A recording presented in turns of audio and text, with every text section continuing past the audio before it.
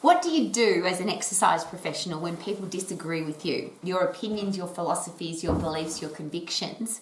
What do you do if you're a parent, a coach, a boss, a pastor, a leader, and people want to argue with you? Are you right, and do you have the right to defend your opinion? Well, I've got 3 questions to ask, and they're very personal questions and very important questions. Number 1, do you feel that you need to defend what you believe, what your convictions are? Number 2, why not make the other person defend what they believe, what their convictions are, what their beliefs are? If you've got an opinion, do you have the right to have it? If somebody argues with you, do you have to defend yours, or should they have to defend theirs? So number 1, do you want to defend what you believe? Should other people have to defend what they believe? And number 3, do you really want to have an argument?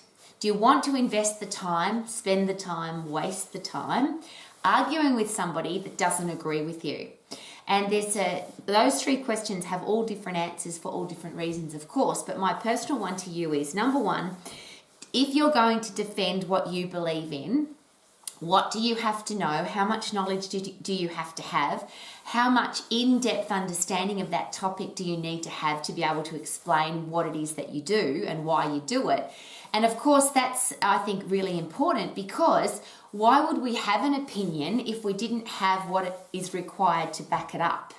So if I'm going to talk to people as an exercise professional about my particular philosophy on food or exercise, or the number of times a day you should eat, or whether you should be vegan, vegetarian or carnivore, or whether you should be doing certain exercises, or how many times a week you should be going to the gym. If I've got an opinion, belief, conviction on those, am I coming from a high place? In other words, do I have in-depth anatomy knowledge, physiology knowledge, and can I back up my argument? And if you are coming from that position, so you have decided that what you're doing is exactly the right thing and you're going to keep doing it, my question is, why would you defend it? Because if somebody comes along and disagrees with what you do, will you change what you do because they told you to? And I think that's a really important question to ask. And doesn't matter who that is. It could be a boss, it could be the manager, it could be another expert, it could be an exercise physiologist, it could be a dietitian, it could be a cardiologist, endocrinologist. And the reason I give you all of those is because they all argue with each other.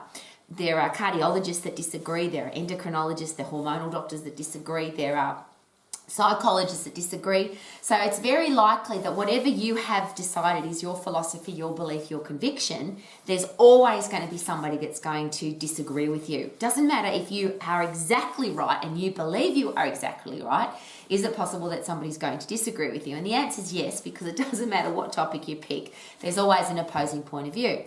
So if you have decided that this is the way you exercise, the way you eat, the way you're going to look after your clients, the way you're going to run your business, if somebody comes along and argues with you, why do you need to defend that? Because you're not going to change that. That's who you are. That's what you stand for. And I always ask those 3 questions. Who are you? What do you stand for? What do you stand for under pressure? And probably the 4th question is, what would you die for? And there's some things that if you really consider the right or wrong, you would... I certainly have things that I would rather die than change my point of view on them, because I absolutely passionately believe in them. So that's number 1.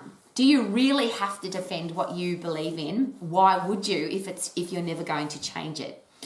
If you expect somebody else to defend what they say, or you would like somebody to defend what their opinion is or their belief is, why not ask them?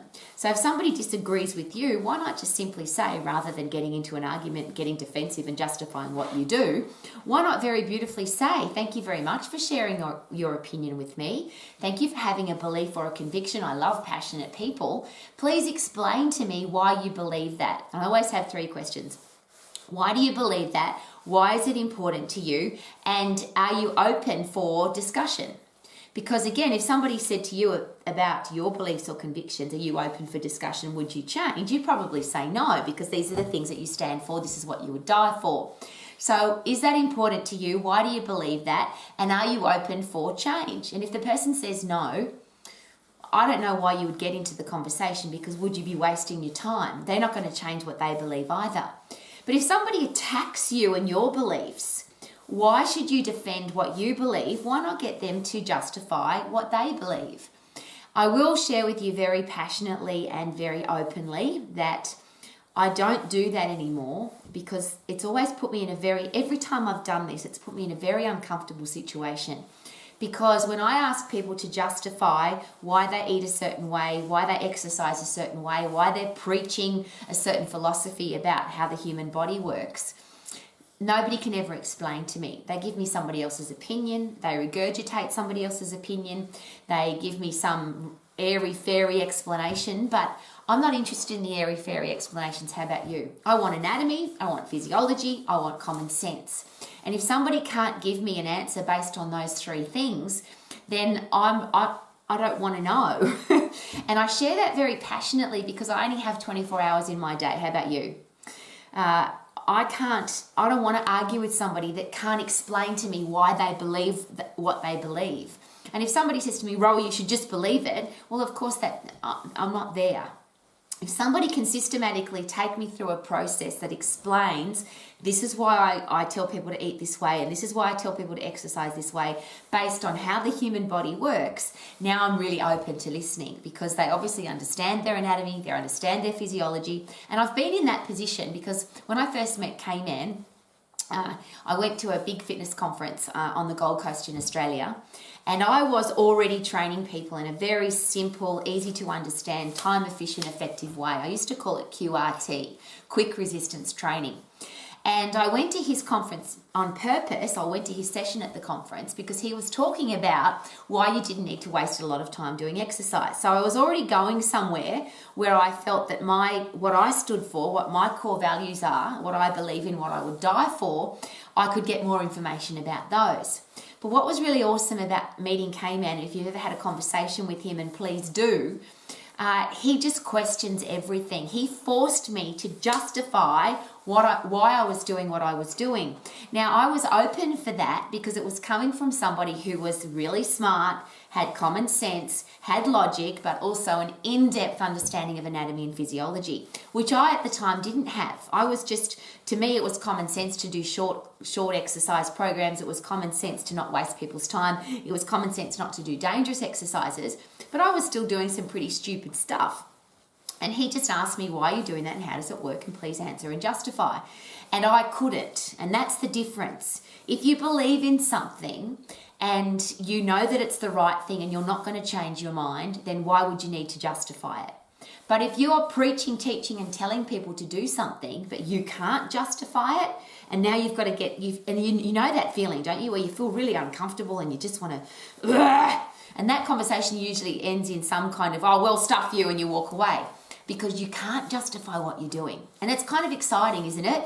If somebody challenges you on what you believe and you can't justify why you're doing it, I think that's exciting because it means you're going to change. Well, I would change. I would now go, well, I can't justify why I'm doing this exercise or why I'm telling people to eat this way. So I'm going to be very open-minded to change. But I only want that information to be coming from somebody who's got in-depth understanding of anatomy, physiology, they've got good logic and they've got good common sense. And that's the reason why I don't often ask anymore. In fact, I never do. I never say to somebody, please justify what you're doing, because I have never met anybody that can explain it to me. All I get is this airy-fairy stuff, and I don't have time for that anymore. I'm too old for that, as they say. So there's your opinion, what you stand for, what you believe in. Do you need to justify? Sorry, you don't need to justify, or you do need to justify. That's completely up to you.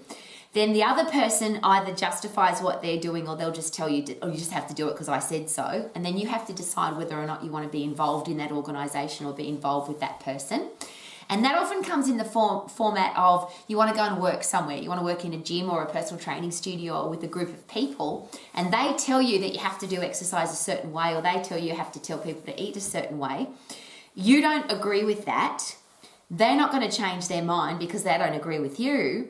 But if you're going to go and work in their business, would it be disrespectful if you didn't follow their system? And that's where, for me, it's always about why not run your own business? Do it your way so you don't have to justify what you're doing to somebody else who can't justify what they're doing.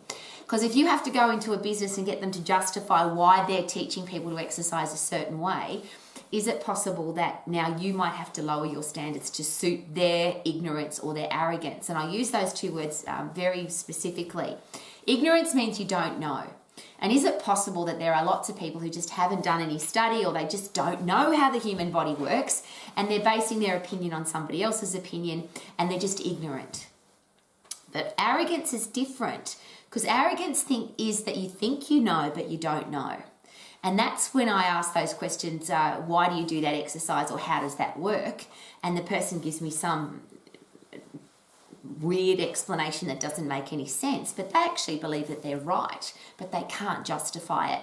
And I find that to be a really interesting situation. Ignorance and arrogance ignorance you can learn, and if you're open for learning when you're ignorant, then you may be able to learn, and that's what I always want to be. I always want to be ignorant so that I'm open to learning. But I never want to be arrogant, which is I think I know everything, but I don't.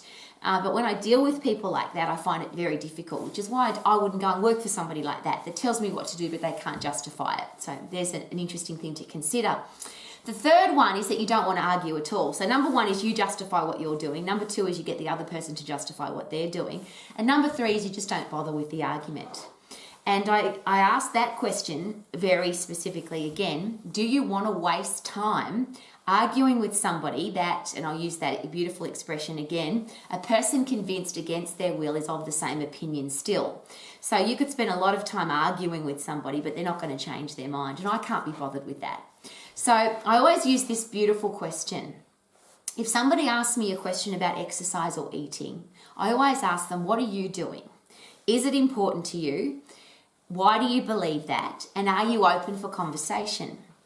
And often the answer is, oh yeah, I'm open for conversation. So I ask this beautiful question.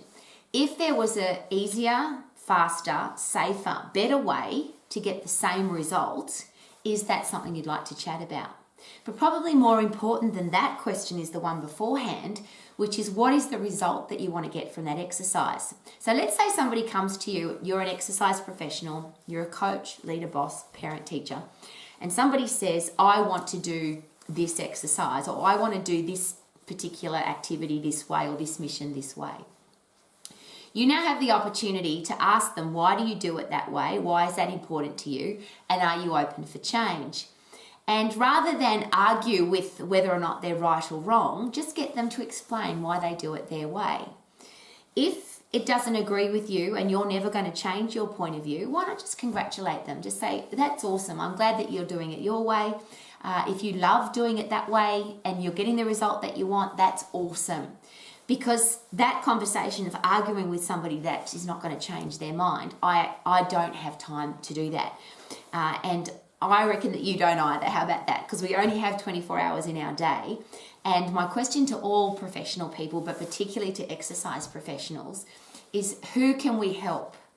Do we help the people that need our help, or do we help the people that want our help?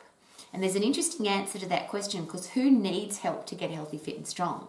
And could the answer be millions, if not billions of people in the world need help with being healthy, being fit, being strong, having a stack of energy, getting their body into great shape? But who actually wants your help? It's easy to go up to somebody and say, you shouldn't exercise that way, or you shouldn't be eating that way. But what if they don't want your help? They might need it, but they don't want it because they're happy with what they're doing at the moment, which is always that question. If there was a safer, better, more effective, easier way to do this, is that something you'd like to chat about? And if the answer's no, then I don't waste my time there. And I'm going to ask you very, very personally to consider those three options. Anytime somebody attacks you, wants to argue with you, write something on social media about what you've posted, any of those situations where you feel like, I do it this way, and you feel like you have to justify it, that is a choice. You get to justify what you're doing if you want to, but you don't have to. If you believe what you're doing is the right thing and you're not going to change your mind because you're rock solid on it, it's a core value, it's what you believe in, it's what you stand for, it's what you would die for, then you don't have to justify it. Ask the other person to justify what they're doing. That's option number 2. You justify as number 1. Option number 2 is you have to get them to justify what they're doing. And then option number 3 is that you just don't have an argument. You just congratulate them. So I'll give you a very simple explanation. Somebody comes to me and says, and they often do, Rowie, you should be doing this particular exercise because. And I love the because it often doesn't have an explanation. And it's, well, right, why should I do that exercise? Because it's good for your abs, or it's good for your shoulders, or it's good for your back, or it's good for your knees, or whatever. And I always ask the question, so if somebody tells me this is what you should do, I always ask the question, tell me why. Why would I do that, and how does it work? And as I shared before, though, that particular 2 questions has often got me into a very uncomfortable situation, because those people often can't explain to me. They can't tell me why and how. So a little bit easier way of communicating and wasting less time. If somebody says to you, you should be exercising this way, so do you love to exercise that way? And if it doesn't make any sense to me and it doesn't fit in with my core values and it's not something that I'm ever going to change, I just say congratulations. I'm glad you're doing it that way and it's working for you. I don't even ask anymore if there was a safer, quicker, better way. Is that something you'd like to chat about? Because I don't want to spend the time arguing. I don't want to justify what I'm doing. I don't even want them to have to justify it if they can't, because it's really awkward and really uncomfortable, yeah? And I don't want to put anybody into that situation. If you don't understand how the human body works, if you haven't got good fundamental foundation understanding of anatomy and physiology, it's very difficult to justify why you do certain exercises, waste of time exercises. So somebody, and I'll just use a simple example. Somebody comes to me and says, Rowie, you should be doing planks. And I say, do you love them? Yes. Why do you do them? Because they give you strong abdominals. Fantastic. Usually the answer is this: they're good for your core. Now, I could say, why are they good for your core and how are they good for your core? But I just say, do you love doing those exercises? Are you getting the best results possible from that exercise? Awesome, congratulations, you should keep doing them. I don't want to argue with people, and I don't think you should have to argue with people. But the only way that we can ever be in that position, and I'll just ask, is it possible that if you know that that exercise is either dangerous, it wastes somebody's time, it's ineffective, or there's a better exercise, and you know that, you could defend it, but my answer would be why. Ask the other person to defend what they're doing. So I'll use the plank example. If somebody really wants to, let's say it's my client, which is a different reason for having a conversation. So my client says to me, I'd really like to do planks, Rowie. Are they a good exercise? I say, awesome, let's figure out if they're a great exercise. Number 1, what result do you want to get from this exercise? What result do you want the plank to give you? And they say, well, I want to have strong abdominals and I want to burn fat off my abs and I can feel my abs burning when I do planks, and I want to be able to have a strong core. Okay. So if there was a safer, more effective, faster exercise to give you, to burn fat off your abs, to give you strong abdominals and to help you do whatever it is that you want to do more effectively, is that something that you'd like to chat about? And I've never had somebody say, no, I want to do the slow, boring, ineffective exercise. No one's ever said that to me.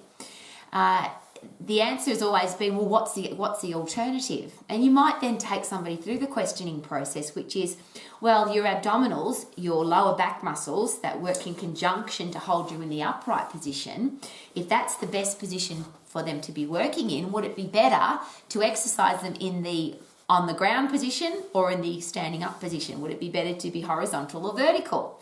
If your core, and I hate using that word because it's just not an anatomical term. Your core, and this is a great question to ask people if you really want to have an argument, and this is why I don't ask this question anymore. If you suggest that this exercise is really good for your core, could you please share with me what are the muscles of the core? What are the origin, insertion, and actions of those muscles, and how do they function? And that's when people go purple because they don't know the answer to that question. They just say, well, it works your core. How much does it work your core? Which muscles in particular? What are those muscles? What are the origin, insertion, of action of those muscles? And that's where it becomes very uncomfortable. And I don't want to have that conversation. I don't want to make somebody feel uncomfortable. So here's a great opportunity for you to decide who you are, what you stand for, what are your core values, what would you die for? Learn what it is, or understand, or be really rock solid on why you believe that. You should never have to justify it, but should you be able to justify it to yourself? And I think the answer for that one would be yes, yeah?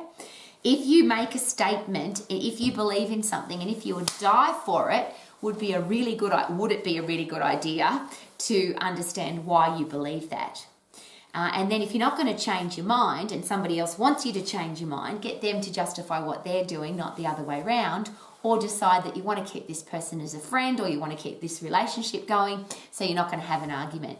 And that's, and I always use this example, I don't smoke, I will never smoke, I've never put a cigarette in my mouth, I don't like it, I think it stinks, it's terrible.